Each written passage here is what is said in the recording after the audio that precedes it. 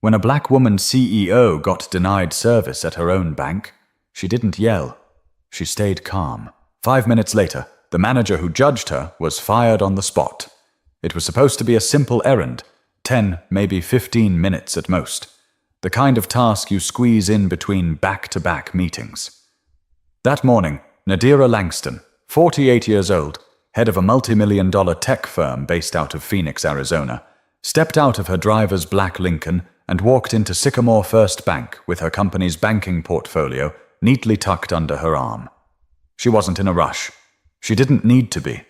Her entire calendar had been cleared so she could finalize the transfer of a large business account, one of several her company had been moving for months now. The account manager she usually worked with had retired, and today she was just meeting the new team in person to sign off on the final documents. Straightforward, routine. Her navy blue suit was tailored to perfection. Hair in a clean, low bun, diamond studs in her ears. Nothing flashy, just polished. Her heels didn't click across the floor. They whispered. She held herself like someone who had been in charge long enough to no longer need to prove it. She stepped up to the reception desk and gave her name. Nadira Langston. I'm here to meet with someone from the commercial accounts department. The young woman behind the counter looked up briefly and nodded, typing something into the system. Okay, give me a sec. That's when it started. From a nearby glass office, a woman, mid-50s, pale blonde hair, rigid posture, stepped out and walked over with a smile that didn't quite reach her eyes. Can I help you with something? She asked, her voice clipped. Nadira turned and extended her hand. Yes, thank you. I'm Nadira Langston. I believe I'm supposed to meet with someone from the business team. I'm finalizing a transfer. But the woman didn't take her hand. She glanced at the folder Nadira was holding. And you are... With which company? I'm the CEO of Bluestone Dynamics. The account was handled by Peter Larson before he retired. The manager raised an eyebrow, barely hiding her skepticism. And you're here, alone? Yes, Nadira replied calmly. It's a private matter. There was a pause. One of those pauses that says more than a full sentence. The kind where judgment is dressed up as confusion. Right, the woman said, shifting her stance. Well, we typically don't allow walk-ins for high-tier accounts unless it's been cleared in advance. It was, Nadira said, still calm. She pulled out the confirmation email. Here's the appointment confirmation from your internal scheduler. Today, 9:30 a.m. The woman glanced at it, then back at Nadira. Are you sure this isn't meant for someone else in your company? Nadira blinked once, slowly. I run the company. Another pause. My name's Cheryl Bainbridge. I'm the branch manager. We've had a few incidents recently. People misrepresenting their credentials to access high-value accounts. You understand, I'm sure. Nadira understood plenty. Cheryl, is it? She said, her voice still cool, still even. Would it help if I showed you my license, my corporate ID, and the transaction documents I'm here to authorize? Cheryl's smile tightened. It's just protocol, Ms. Langston. Don't take it personally. That line always came when something was personal. Nadira had heard it too many times, from too many boardrooms, airport lounges, and hotel lobbies. But before she could say anything else, Cheryl gestured to the receptionist. Can you please call security? Just to be safe. We need to verify her claims. Nadira's jaw didn't move. Her voice stayed level. You're calling security? On the CEO of one of your largest incoming clients? Cheryl's posture stiffened further. I didn't say that. I just said we need to verify. And that's when something shifted in the room. A low murmur from a man sitting in the waiting area. A glance exchanged between two tellers behind the counter. The energy changed. Because it was clear Nadira had done everything right and was still being treated like she didn't belong. But Nadira wasn't about to let it go. Not this time. The bank lobby wasn't packed, but there were enough people to witness what was happening. An older man waiting in line shifted awkwardly. A woman sitting near the loan office pulled out her phone, pretending to check email, but her eyes stayed on Nadira and Cheryl. The security guard hadn't arrived yet, but Cheryl stood her ground like she expected backup any second. Nadira slowly opened her folder. Inside were all the documents needed to verify who she was. Business cards, certified articles of incorporation, 2 forms of ID, and the bank's own documents detailing the account transfer. She laid them out on the reception desk one by one, like a dealer at a card table. Calm. Precise. "Here," she said. "That's my Arizona state ID. This is my company's EIN confirmation. This document shows the board resolution authorizing me as the account signer, and this," she tapped the final sheet, "is your bank's own welcome letter." Cheryl barely glanced at the papers. "Anyone can print documents," she said, crossing her arms. "I've worked in banking for 27 years. I've seen people pretend to be CFOs, consultants, even heirs to estates. We don't make exceptions just because someone claims they're important." Nadira's voice didn't rise, but her eyes did narrow. "So it's not about the paperwork. It's about how I look, isn't it?" Cheryl scoffed. "Excuse me. You heard me. If I were a 55-year-old man in a Brooks Brothers suit, you'd be shaking my hand and offering coffee." "Ma'am, please lower your voice. My voice is already lowered," Nadira said, her words slicing through the air like ice. "I'm the CEO. You've seen the documents. You've heard my name. But the only thing you actually noticed is that I'm not what you expected." There was a pause. A long, ugly pause, and then Cheryl said it. Not loud, but loud enough. "You just don't look like a CEO." The moment hung in the air like smoke after a match has been struck. Someone gasped. Another person mumbled, "Did she really just say that?" The receptionist froze behind the desk. She looked like she wanted to disappear into the floor. Nadira blinked slowly, but her voice didn't tremble.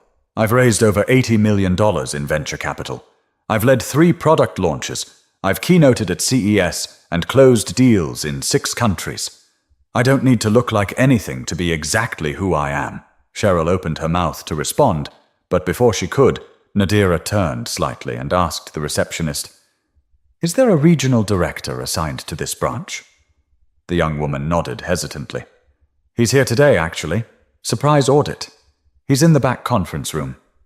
Nadira's lips curved into a half smile. "Good. I'd like to speak to him." "Now." Cheryl stepped in again, clearly flustered now. "There's no need for that. I can handle this. Let's not escalate." Nadira turned to her fully. "You've already escalated this. You've called security. You've dismissed every form of ID I've given you.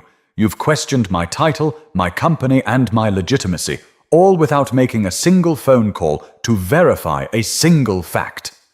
So no, you can't handle this." The room had gone quiet. The receptionist picked up the phone and dialed the internal line. "Mr. Dorsey?" she said. "There's someone here asking to speak with you. Her name is Nadira Langston, from Bluestone Dynamics." A short pause. "Yes. Okay, I'll let her know." She hung up and looked at Nadira, eyes wide. "He's coming out right now." But Cheryl still hadn't realized how badly she'd misread the situation. The door at the back of the bank opened, and a tall man in a charcoal suit stepped out. His pace was brisk, purposeful, not rushed, but definitely alert. He carried a slim leather tablet and wore the kind of expression that said he didn't like being pulled from meetings for no reason. But the second his eyes landed on Nadira, that expression changed. "Nadira Langston," he said, already extending his hand. She shook it firmly. "Yes, you must be Mr. Dorsey." "Matthew Dorsey, Regional Director. I've heard a lot about you. Peter spoke very highly before he retired. We're honored to be handling your accounts." Cheryl's mouth parted slightly, the color draining from her face. Matthew turned toward her, confused. "Was there an issue with the meeting?" Cheryl opened her mouth, fumbling for words. I was just making sure the credentials were legitimate before granting access to the commercial suite. Standard protocol. Nadira didn't speak yet. She didn't need to. The receptionist, still sitting behind the counter, added carefully, "She called security, sir. Said we couldn't verify the client's identity." Matthew blinked. "You called security? On Ms. Langston?" "I was trying to follow guidelines," Cheryl replied quickly. "We've had some people come in recently claiming false business credentials. I didn't want to take any risks. You know how sensitive our commercial accounts are." He gave her a flat stare. Yes, I do. Which is why you verify credentials, not profile clients based on how you feel about them.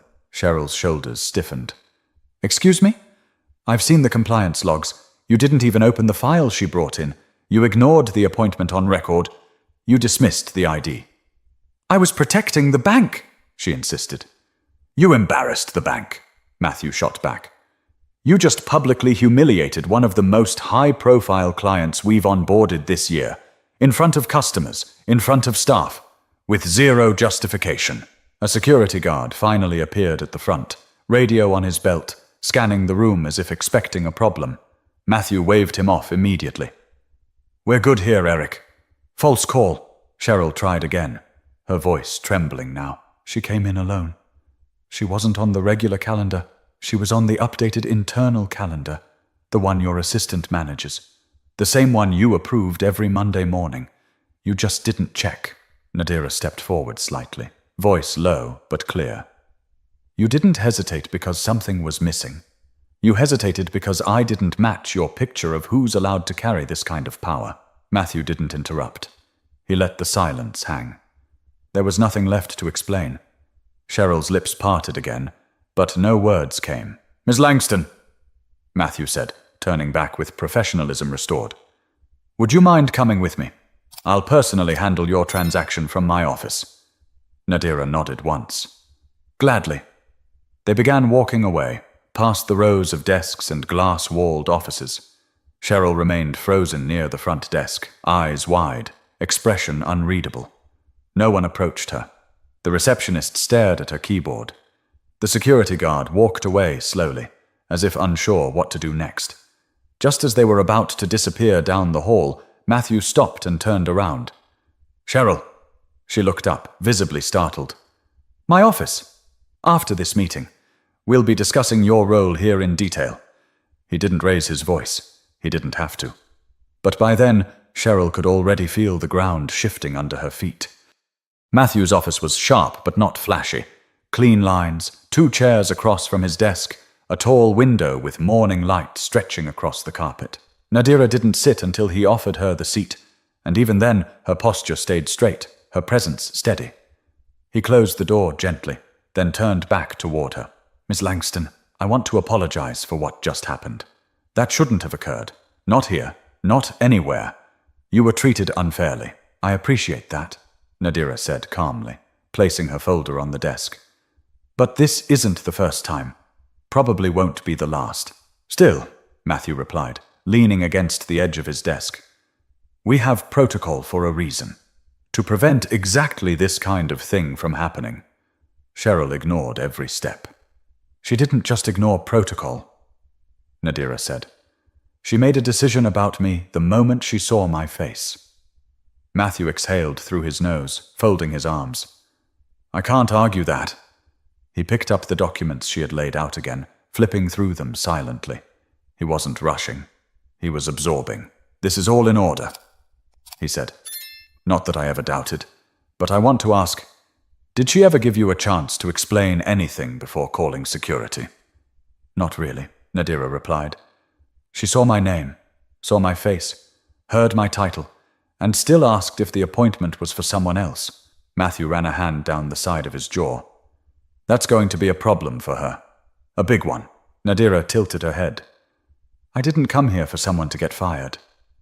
I know that, but sometimes consequences are earned. Just then, his office phone buzzed. He picked it up, listened briefly, then said, Send her in. A knock came seconds later, and Cheryl stepped in. Gone was the stiff confidence. Her face was pale, her shoulders drawn in slightly. She walked like someone who wasn't sure where to put her hands or her eyes. Miss Langston, she began, her voice thin. I owe you an apology. I misjudged. That wasn't my intention. You don't have to lie, Nadira said, cutting in.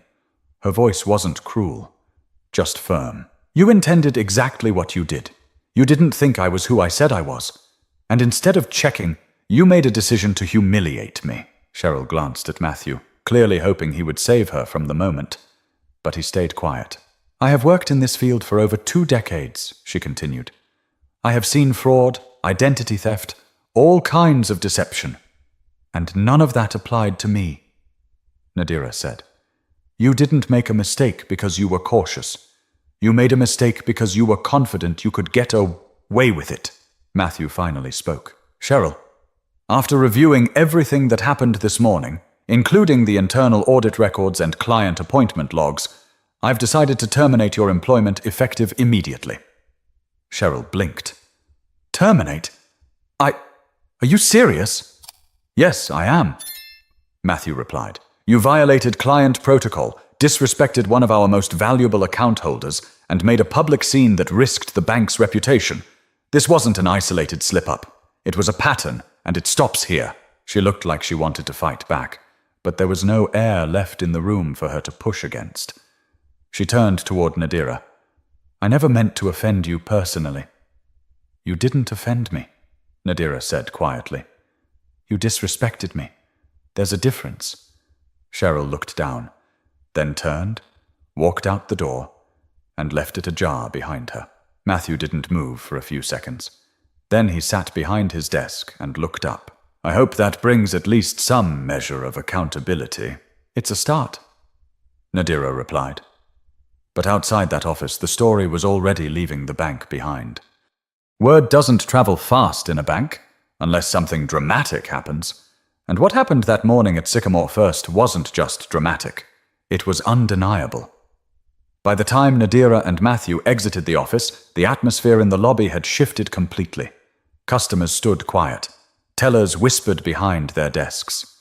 Cheryl's absence was more noticeable than her presence had ever been. Her nameplate had already been removed from the front glass office, as if she'd never belonged there to begin with. Matthew walked Nadira out personally. I'll make sure the remainder of the paperwork is handled by someone competent, he said. You shouldn't have to deal with this level of nonsense. Ever. Nadira nodded, accepting the folder he returned to her. The paperwork is the easy part. He gave a small laugh. Tight. Respectful. I suppose it is. They reached the front doors, where two customers held them open without being asked. One of the tellers stood up behind the counter and gave a slight wave, uncertain but sincere. Outside, the sun was rising higher above Phoenix. The air was dry, the pavement warm. Nadira paused near the curb, her driver stepping forward, door already open. She turned back to Matthew. You said something in your office that stuck with me, that sometimes consequences are earned. He nodded. Yes, I agree, she said. But consequences without understanding don't change much. Matthew raised his eyebrows, curious. I don't need Cheryl to suffer, Nadira continued. I need people to realize this wasn't about me. This happens to black professionals, especially women, every single day. It happens at airports, restaurants, stores, meetings, and most of the time, nobody gets fired. They just get dismissed. Again and again. He didn't interrupt. He let her speak. Maybe for the first time, someone like him truly listened. If the bank wants to take this seriously, she said, don't just post some statement online. Don't send out a generic apology. Hold a conversation. Teach your managers what they missed. Make it harder for this to happen to the next woman who walks through that door. Matthew took a breath, his shoulders a little heavier now. You're right. I can't undo what happened. But I can make sure it leads to something better. Then that's the real test, isn't it? Nadira replied. Not what you do when people are watching, but what you change when they're not. She got into the car, and the door shut behind her. Inside, the silence wasn't heavy. It was clear. Her driver looked back in the mirror. Everything all right, Miss Langston? She looked down at her hands, then out the window at the glass front of the bank. Cheryl had made a decision to disregard her, but the decision that mattered, the one that would carry weight, had already been made by someone else. Yeah, she said softly. Now it is. But Nadira had no idea that within 24 hours the whole country would be talking about what happened inside that branch. It started with a tweet. Just a few lines from someone who'd been sitting near the loan officer's desk that morning. Just watched a black woman CEO get denied service at her own bank. She kept her cool, called out the bias, and the manager got fired on the spot. I don't even know her name, but I'll never forget how she carried herself. By lunchtime, the tweet had over 40,000 likes. By evening, it was on Instagram, then Facebook, then local news. A local blogger tracked down Nadira's name by cross-referencing a press release Bluestone Dynamics had issued earlier that month. A Phoenix reporter confirmed it with the bank. By nightfall, Nadira Langston was trending nationwide. She didn't post anything herself. She didn't need to. Everyone else did. LinkedIn lit up with praise. Corporate professionals, many of them black women, shared similar stories. Being questioned at the valet of their own office buildings, asked to show ID 3 times before boarding first-class flights, being called sweetie while leading negotiations worth millions. People called Nadira graceful, resilient, composed. But those who knew better said it wasn't just grace. It was survival. Meanwhile, Sycamore First's corporate office went into overdrive. They released a carefully worded statement within 24 hours, acknowledging the incident, confirming Cheryl Bainbridge was no longer employed, and stating that the company was committed to equity and ongoing training. But that wasn't enough for the public. Comments flooded in. How many other Cheryls are still working in your branches? Do your execs understand that implicit bias training can't fix what hiring practices allow? The burden shouldn't fall on black women to be calm while being disrespected. Nadira didn't respond to any of it publicly. Not until 3 days later, when she agreed to speak on a podcast hosted by a longtime friend and business strategist, Leona Bates. They sat across from each other in a quiet studio in Tempe, microphones on, no notes in front of them. Leona started gently. You've stayed quiet while the internet's exploded. Why now?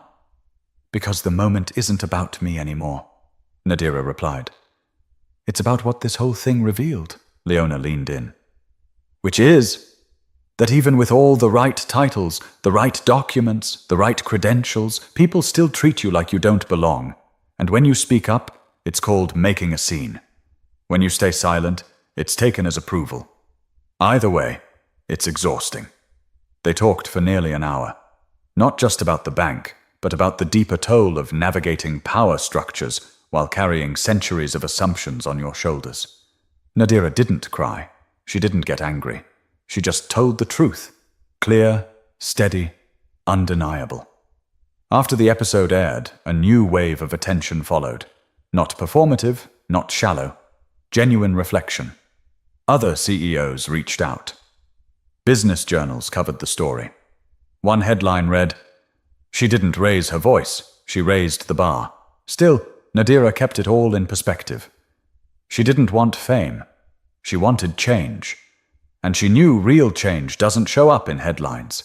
It shows up in hiring, in policy, in who gets believed the first time. But even as the story moved from news feeds to memory, the people who watched her that morning at the bank hadn't forgotten what they saw.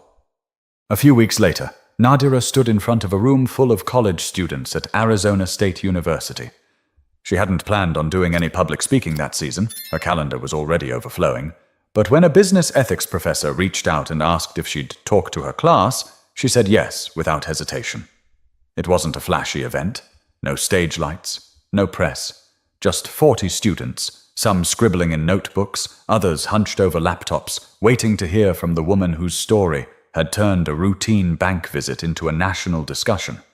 She didn't bring slides, no podium.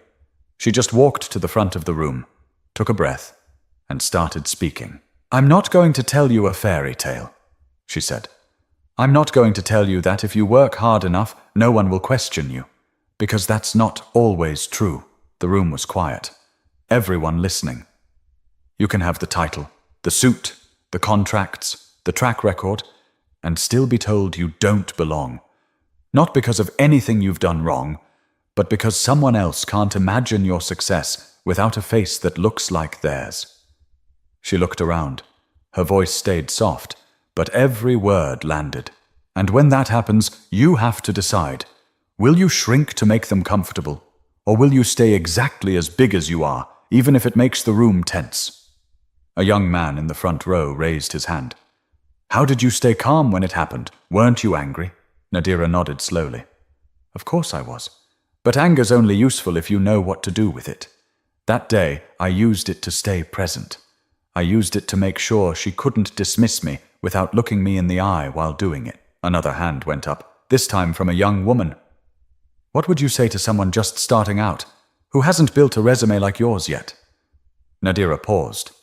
Know your worth before anyone else has the chance to define it for you.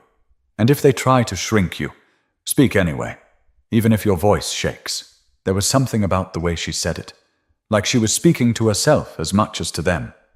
After the talk, students lined up to thank her. Some just wanted to shake her hand. Others wanted advice. One young woman quietly said, "I'm in engineering. I've been thinking about quitting. I didn't think there was room for someone like me." "There is," Nadira said, looking her in the eyes. "And if there isn't, make it." That night, back at her office, Nadira sat alone at her desk, sipping a cup of tea. Her inbox was still full. Her phone kept buzzing. The attention hadn't died down completely, but she knew it would eventually. Public memory was short, but some people would remember. The students, the customers in that bank lobby, the employees who saw a manager lose her job because someone refused to back down. And maybe, just maybe, the next time a woman like her walked into a place she wasn't expected, she wouldn't be questioned first. She'd be greeted, respected, because of one moment, one voice, one refusal to stay quiet. If this story moved you, even a little, share it. And remember, change doesn't always start with loud protests or viral headlines. Sometimes it starts with a calm, unwavering voice that says, "This isn't right."